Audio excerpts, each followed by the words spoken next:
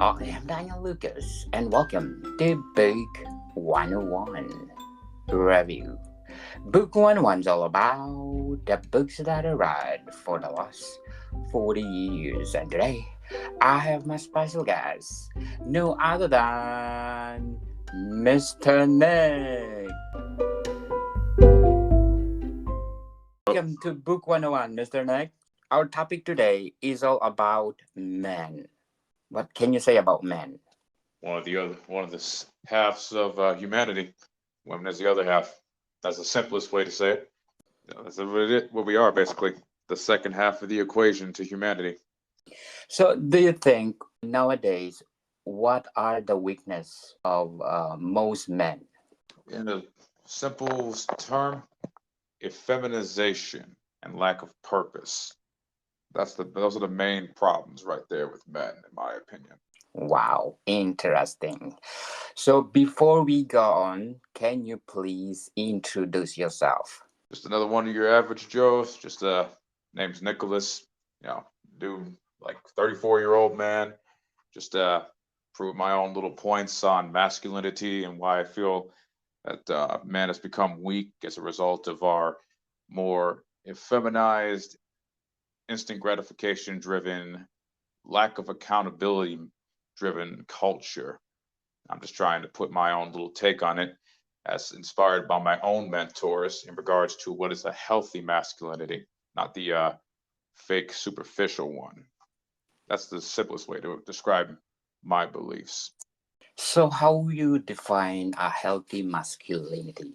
Masculinity would be more rooted in well, first off in authenticity. That's the first thing I got to say right there. Too many people try to pretend to be something they're not, e.g., the pickup artist culture and all that. You probably notice that quite a lot.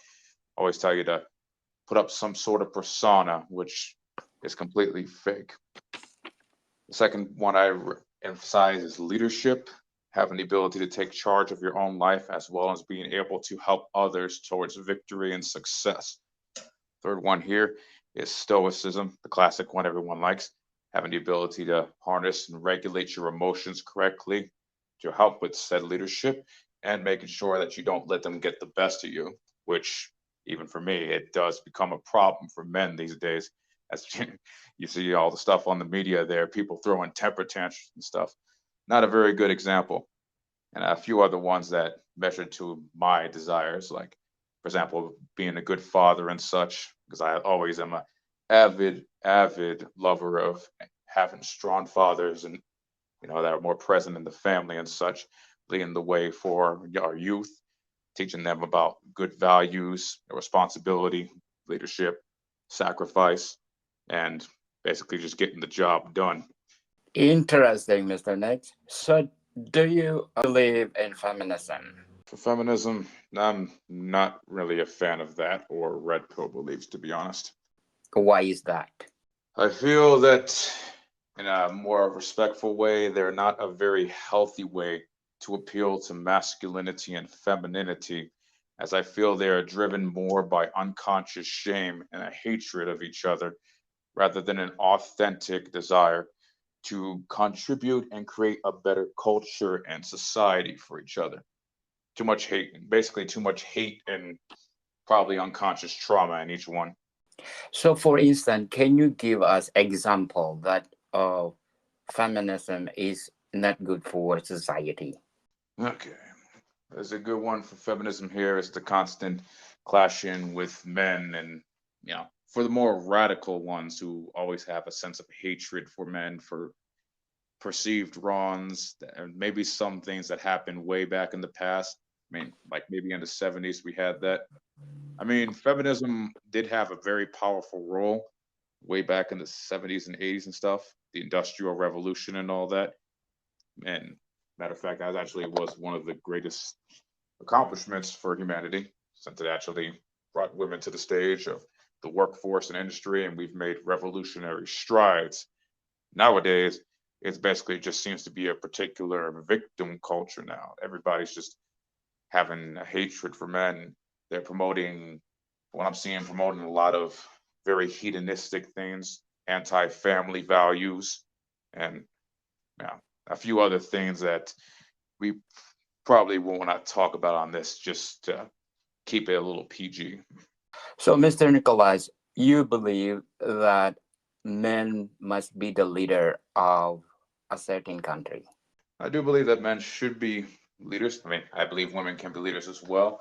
But for me, more specifically, I believe men should start learning how to get back to the stage and step up, because we're in those good times that created weak men. Like I said, between absent fathers, rampant porn addiction, you know, constant victim culture and such. I think it's time for personally for men to get away from all that and get back to a more stronger and healthier version of masculinity. Because these days, a lot of women had to take up the more masculine roles. And that probably would explain why quite a lot of these people and feminism is probably angry against men. I mean, you see it all over the media, you see it on TV and such like that. It's actually kind of sad. Yes. So, can you give us five characteristics of being masculinity? Leadership, as I mentioned earlier, sacrifice, which actually is a big as heck one, because in life you have to make those types of sacrifices do for the greater good of things. Also, a personal one for me from a mentor: contribution, or you can say kind of like a competence. This is what you could give to the world, because as us men, we are designed to give and make and create. It's one of our greatest prides right there. You've seen through multiple eras in history, creations of the light bulb, found out the origins of our species and stuff like that, just as with women. A good fourth one would also be emotional regulation, or stoicism if you want to be more popular with it. Fifth one, what's a good fifth one? Yeah, well, authenticity.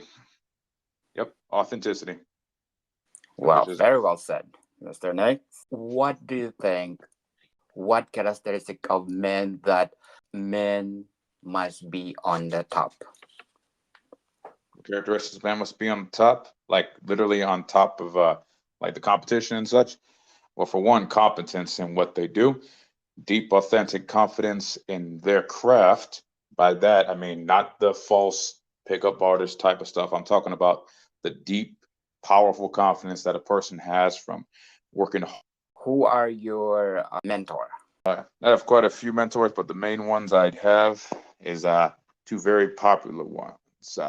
The first one, the one who started it all, is a man by the name of Dr. David Tian, PhD, a very skilled and very educated and wise masculinity, life, and personal happiness coach. Basically, he teaches a very authentic form of masculinity, which unfortunately many other people might not respect, since he appeals more to our deeper unconscious values and beliefs rather than just some superficial, hey, go up and talk to this woman or do this and do that. You know, a lot of my very lifestyle choices and even some of my techniques in my own programs are inspired by some of his ideals and techniques that he taught me. Well, he didn't personally like one on one, but took a lot of his courses and stuff. So I see him as basically, if there was a poster boy for true masculinity, that would be him. I also have another mentor by the name of Josh Hudson. Pinnacle of Man is his his channel on YouTube for quitting porn. Matter of fact, he actually got on this program there, and it's one amazing thing. Heck, I actually affiliate for it very much. He actually is another person who understands, kind of like Dr. David Tien. They kind of vibe on the same wavelengths about how to be more healthily masculine without being driven by unconscious shame and guilt, like red pillars or radical red pillars and feminazis. Those are my two main mentors. Wow, interesting.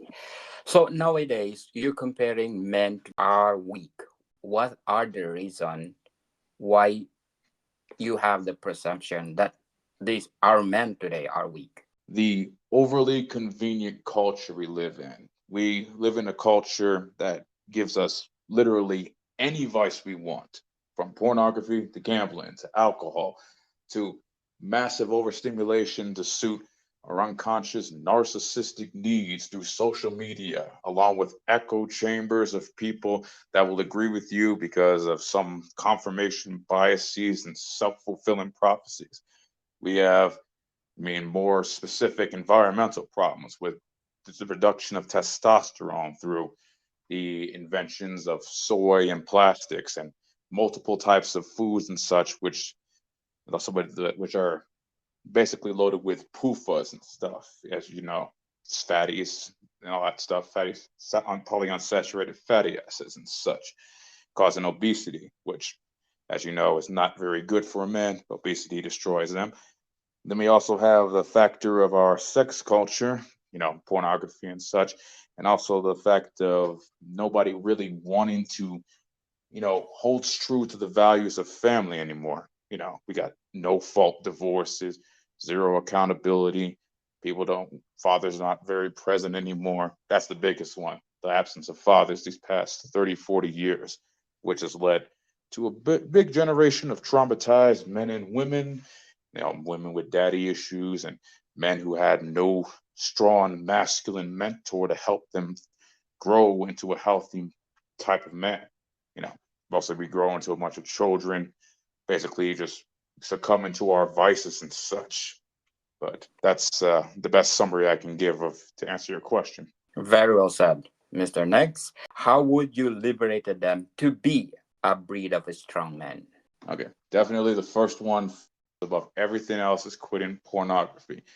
Me, I know I'm kind of biased here, but that is quite possibly one of the biggest drugs that has ever been given to man and the most destructive. At least with illicit drugs and stuff, they have the chance of literally stopping you right there from seeing the horrible damage. But pornography is kind of like that siren song that's slowly dragging you deeper into an abyss. And I can go off on a tangent for how detrimental pornography is to men, from mental issues to reduced testosterone, reduced motivation, reduced drive, violence against women and children, complete lack of purpose as a result of overvaluing pornography and unrealistic sex, to an actual authentic purpose and desire to contribute to the world. Pornography has to go. Another thing we Yeah. have to do is, there's another thing I would emphasize is, I don't know how we could do it with the legal system and such, you know, fix up marriages a little bit more. Maybe we have to organize the child support systems and stuff like that. But the main thing I really want to emphasize is bringing fathers back into the home. See, having fathers in there will teach in several generations men to be far more accountable and stand by their beliefs and values. Too many men I've seen these days are abandoning their children, leaving the mothers to take care of it. That's not good for a young boy and definitely not good for a young girl, or just as bad, a weak father who is not being a contributor to the family, who's sitting down all day drinking beer and stuff while the wife is working her butt off and stuff like that. He's just, being a dad for his children and such. That's a very bad thing. And we may not see that right now, but if you take a good hard look at the children a couple years from now, they're going to feel that trauma. And that's the one thing we need to take care of regarding men. Third thing I'd like to do is, you know, I may sound a little political here, but stop being so darn conformist to our modern culture and such. I can go off on the political rant here, but to basically put it, men have to learn how to be a little more autonomous, think for ourselves, and not let, you know, other popular culture and stuff try to tell everybody, hey, this is how you should raise your kids, or this is how you should be as a man. And actually get that knowledge from actual, real masculine men, healthy masculine men. But those are basically three good summaries of how to liberate a man. Yeah, that's true. So next, are you a porn addict before? Or, I Uh, mean, you've been through that experience. oh man, that is a long story. But yes, I'm still working on it myself right now. God, how long have I suffered from porn addiction? 34. I recalled first watching pornography at like 11 or 12, so it's like well over 20 years. So yeah. So, how did you cope up with your struggles? How did I come up with my struggles? Yes. I came up with all my struggles and such when for at least trying to figure out and become aware of the fact that I did have a struggle with porn was two serious events in my life. One, which seems kind of trivial, was I watched this YouTuber named 1% Better, who talked about quitting porn and such. And that's what got me to try this out for a second. I was like, I actually watch porn like every day for hours on end. So I decided, hey, I want to try this thing. Made it like 3 days, relapsed horribly. And that was the beginning of a start of realizing that I had a serious problem right there. Another second, very kind of personal time was with a crush of mine from years ago. Now, I could tell that pornography did mess me up in that role. So, bottom line up front, pornography does destroy relationships, even friendships that could have been more. That's basically how I came to learn of my struggles with porn addiction. Yes, and congratulations. At least you are now totally outside of your struggle. Am I correct? To some degree, yes. Still fighting it, still have my moments of slipping up and such, but I'm a little more aware and starting to grow a little bit better. Heck, the fact alone that I'm writing ebooks and promoting stuff on Twitter and such about how how to get rid of porn and stuff is my own, not only is a good thing to help out other men with porn, but in a selfish way, it's kind of my accountability to make sure I don't slip up, at the very least, not as much. Well, congratulations then. So, what do you think is the first step so that you will be fully recovered from your addiction? All right, to, the first step to starting the recovery to addiction is developing the awareness of it. I know it sounds cliche, but a lot of people, they, you don't really understand how bad you really are down on something until sometimes it hits you right in the face. Now, luckily, I had those moments where I realized that it was a big problem, especially when, you know, confirmation biases and exposure over time to multiple anti-porn things, you start to sit down and look at yourself and realize this is not a normal issue. This is like a very serious problem. I mean, there still are some people who are not really aware of how bad porn addiction is, whether through denial, rationalization, some sort of coping mechanism, or trauma. But the first thing you'd have to do is just bring the awareness to them. And once they are aware of it, that's when we can start the work. Yes, awareness, people. We need to be aware that, oh my goodness, I'm already addicted to this. And then make something that get out of your addiction. So, aside from porn, what do you think other factor that make men weak? Sedentary culture, like I mentioned, by sedentary, I mean a more lazier, non accountable culture.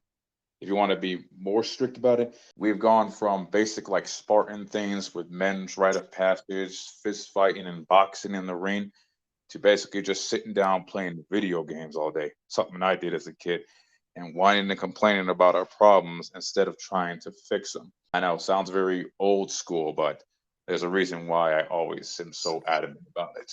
What will be your advice for those, let's say, starting to be addicted to any kind of activities that make men weak? What will be your advice? Depends on specifically what it is. I mean, like with pornography, the classic one: go a week without watching pornography. That'll be a wake up call for you. For anything that shows kind of like the very weakness of men, like sitting around whining and complaining all day. I mean, that'll also depend on if they got the right environment.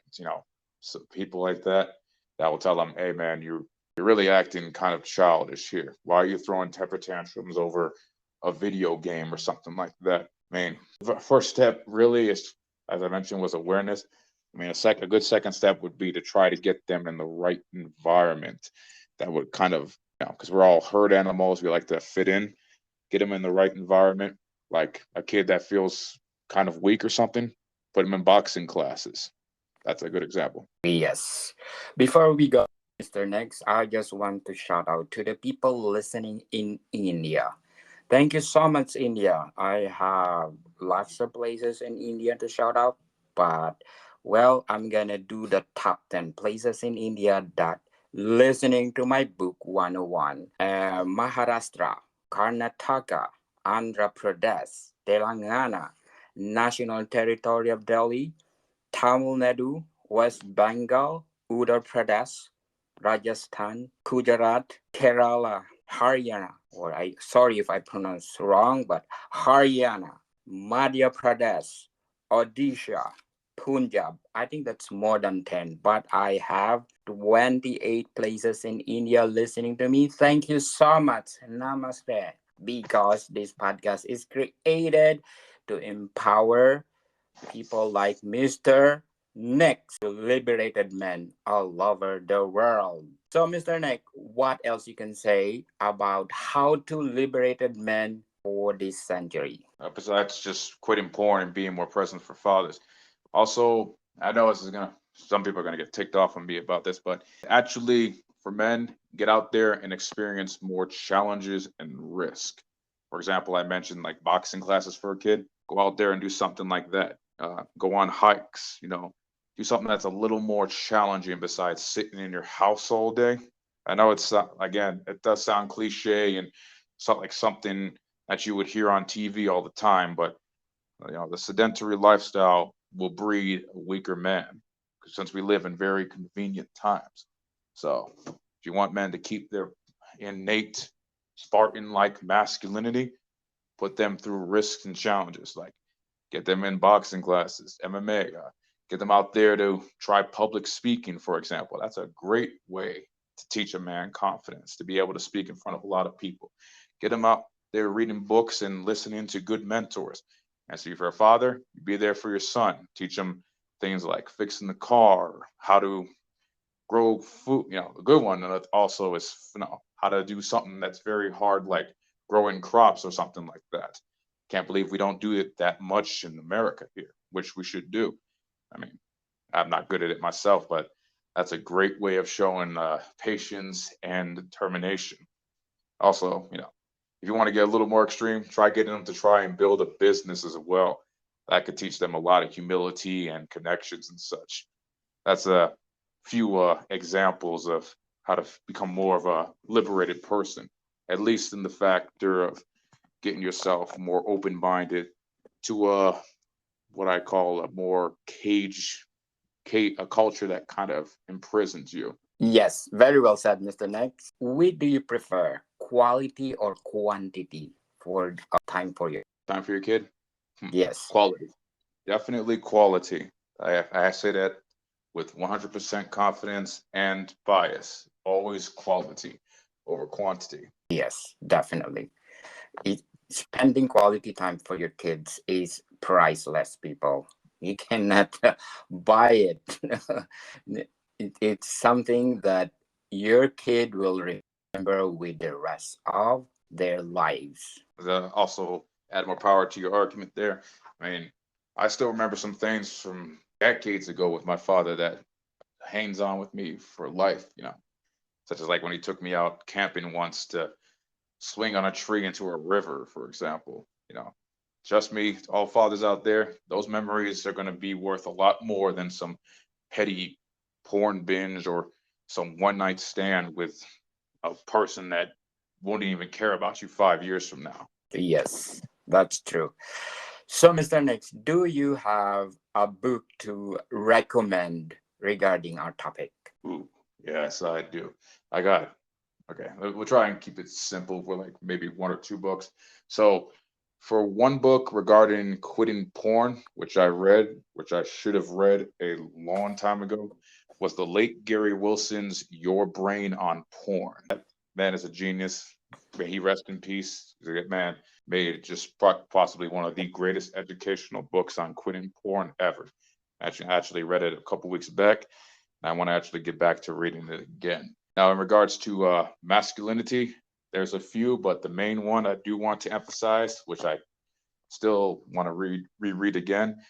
I can't forget the author's name, but it's called "Hard Times Create Strong Men," and he gives a very, I mean, it's going to be offensive to many people because of his political and cultural beliefs, but he gives quite a lot of powerful points on what has happened with men over the past 50 years and what is we need to do to actually kind of, at least in a sense, bring back some semblance of order and responsibility for men, since we basically become, well, weak. Yes, so if we compare like men in the 18th century and this 21st century, what are the big difference? Besides convenience, and besides convenience, accountability, and activity, well, values and morals. That's definitely the big one. That's a difference. Now, granted, the people back in 1700s and stuff were a lot more medieval, for lack of a better word, and frankly a bit sexist. They at least had some strong convictions to hold on to with, you know, brotherhood, family values, and such. Not so much for these days. I mean, they're still there, but it's not as praised as much. It's almost as if a lot of many media outlets and stuff just don't want to have any sort of family values and stuff like that. Call me old fashioned and old school, but family values and tradition was the main thing that kept, I mean, at least the United States of America going for so many centuries.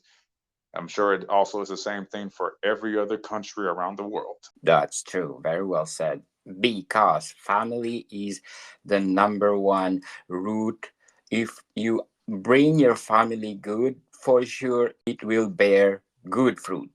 But Yep. if you make your family, as Mr. Nicholas said, if you are not responsible enough of being a father, what will be the outcome of the family? It's broken family, and what will be your kids or the generation to generation to come, what will be the outcome? The same thing, because you did not do your part as being responsible, committed men in the family. Exactly. Right. So, Mr. Nicholas, do you have something to promote? At the moment, I'm still in a work in progress right here. Matter of fact, I'm working on it as we speak, sort of. I'm working on a quit porn program of my own, which is called the Liberation Roadmap. I'm actually in the process of going through a few more stages. Hopefully, within a couple weeks, I'll finally have it done. That's the main thing I do want to promote. That'd be awesome. Can you come back and, if you finish all those work, let us promote again and talk about mainly porn addiction? Oh, I would be honored if you allow me on this podcast and recording again. Yes. So, Mr. Next, thank you so much for your time. Thank you for having me. I appreciate it very much. More to come, people. See you soon.